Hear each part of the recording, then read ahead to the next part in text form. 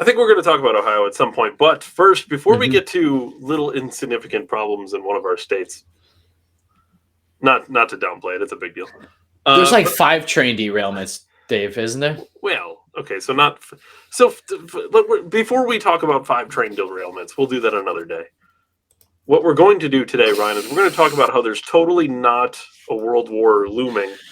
In fact, people are referring to it as a global war, Ryan, not a world war. But how's there a global war when there's no global government, dude? Well, interestingly enough, they had the Munich Security Conference. Munich, well known for World War II. For peace, right? And World War I. Yes, peace. Everyone knows Munich for their peace. Global leaders, and the only reason I say global leaders, Ryan, is just because individual leaders from other nations got together to discuss Russia and how Russia has been behaving. And the war in Ukraine, of course. Yeah, very democratic. Also, before we get into this clip, I made a quick clip, but before we get into it, I just wanted to mention, does it seem weird that NATO exists? Like, how can you possibly not have a global war if an outbreak breaks out if there's NATO? By design, isn't multiple nations going to get involved? It's so important to listen to the language in these clips, Ryan. Not necessarily the first one, the Biden clip. The reason I put that in there is just because it's just going to piss you off.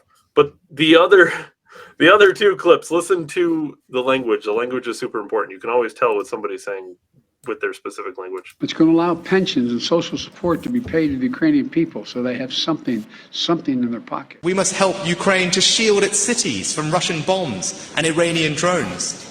And that's why the United Kingdom will be the first country to provide Ukraine with longer-range weapons. And it's why we're working with our allies to give Ukraine the most advanced air defense systems and build the air force they need to defend their nation. But to win the peace, we also need to rebuild the international order on which our collective security depends. First, that means upholding international law. The whole world must hold Russia to account. The whole world, Ryan. This guy's talking about making fucking Ultron. Yes. The first clip, Biden was just mentioning how we're gonna send some money to Ukraine as we do, just so like the people in Ukraine have some things like pensions and things like that. There's no world war going on, David, but we're funding literally the people that are. Well, we're a part of NATO. They're adding part of our duty. This is like throwing oxygen and wood on top of a burning fire. Language from the Prime Minister of fighting for peace. Fighting for peace. Fighting for peace, using terms like us and we and global and international and collective and world. Certainly not IU terms for sure. We must come together as a collective to fight this world war, which is not really what he said, but it's basically what he said. And this is how liberty dies, with thunderous applause. It's interesting, Ryan, that very few people, I know we talked about it on the show here, but very few people are willing to discuss how the war even started.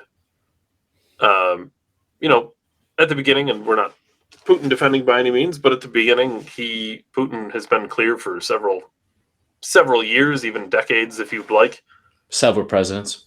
That the Ukraine and NATO, who were not together and still aren't together, is Ukraine officially in NATO now? I don't remember if that ever ended up happening.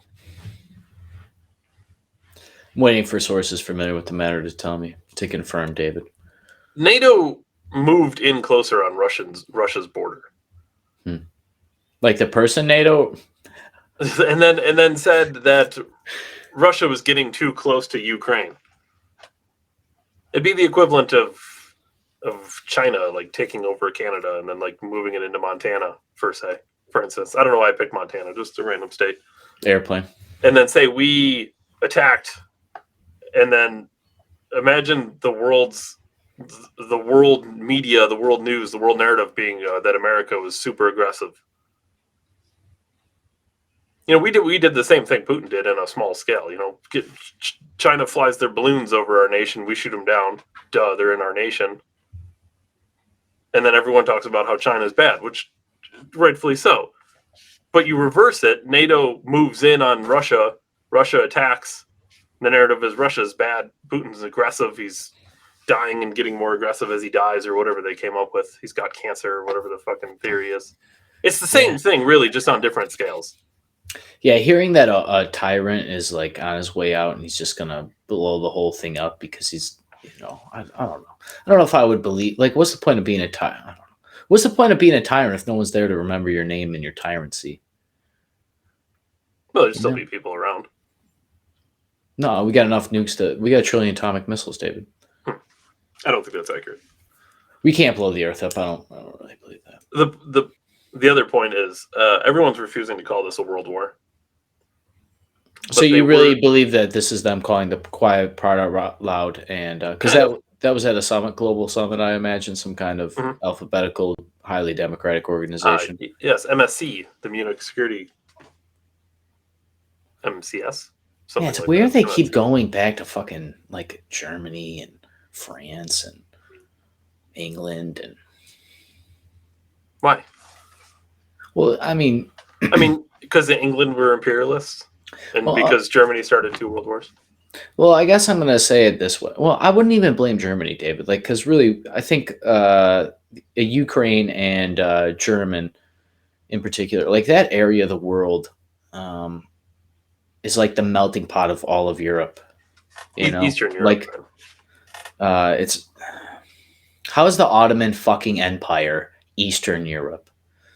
It is the Rome of the East. Whatever. I'm off topic. The point is, these melting pots existed for a reason. That's why there's always been struggle. We always talk about that and everything else. But I wouldn't necessarily blame Germany just for the simple fact that it's just the world wars that started it all were basically royalty, right? Like all the kings and queens of old in World War I, and then World War II is a direct result of all the things that happened in Germany during. And my point of bringing all this up is because we've talked on this program and about elites and elites versus us, and we have royalty. We have modern royalty. We have the equivalent of royalty. We have people outside of law. We have people that sit in tribunals of multinational conglomerates and corporations that are above laws and above tax codes and above regions, and they blast balloons in space. And so, this is them trying to, I truly believe, I don't know necessarily if they'll ever announce that it's a world war, David. I think they'll just keep pushing narratives like this. I kind of agree with you, though. These are kind of the very same situations that precede world wars. I mean, we haven't had a declaration of war in a while in this country, at least. So I'm not expecting like our elected branch of government to actually declare war when we've been waging economic warfare on Russia for like generations of people. Well, if I remember correctly, the Biden administration did say these sanctions that we placed on Russia were going to really tighten down and make sure none of this could happen. But obviously, that didn't work. I thought sanctions didn't work under the Trump administration. The thing that's interesting. This is really part of the problem. Like, honestly, we have people. Go ahead, Dave. I'm sorry.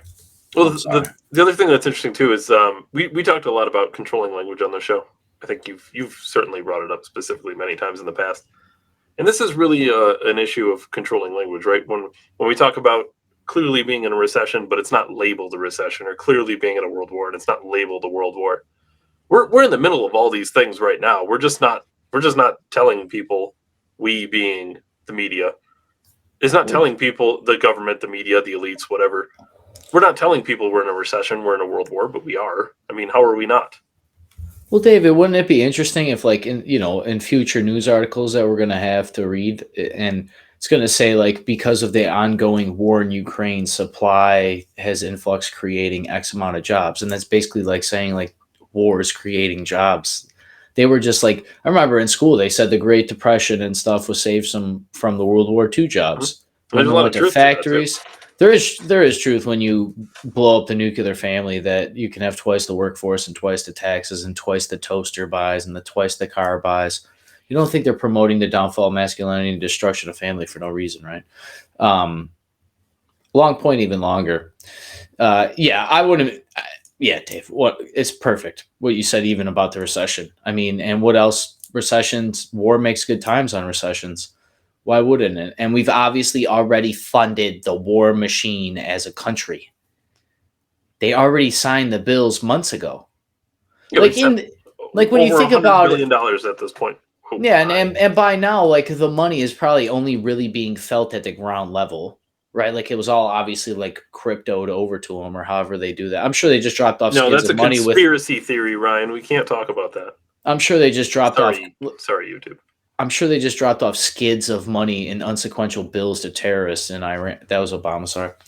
Yeah, I'm sure like that, all that money, like the resources, all like even if it is like, because some of it's I don't think it's all bullshit, right? Some of these guys really need boots and food and razor blades and cigarettes, and like I'm sure but that stuff's finally getting there after all this time. 3 months. How long is it going to take? Fighter jets. You left fighter jets off your list. Yeah, didn't they move tanks closer? Missiles. Tanks moving closer, or we have some tanks that are pretty close. I wouldn't say super close, but closer than the United States. They're in Afghanistan. Closer than Eastern Europe. Anyways, I don't know. Dave Ryan, 1773. Catch us Monday through Friday at 7 p.m. Eastern. YouTube, Rumble, Facebook. I will be there. David will be there. World War III pending. See you later, David. As always, thank you for your time. Appreciate it. See you, Ryan. Thanks, everyone. This week, I don't know how many episodes we're going to have, so just keep your eye on the channel. Thanks, everyone.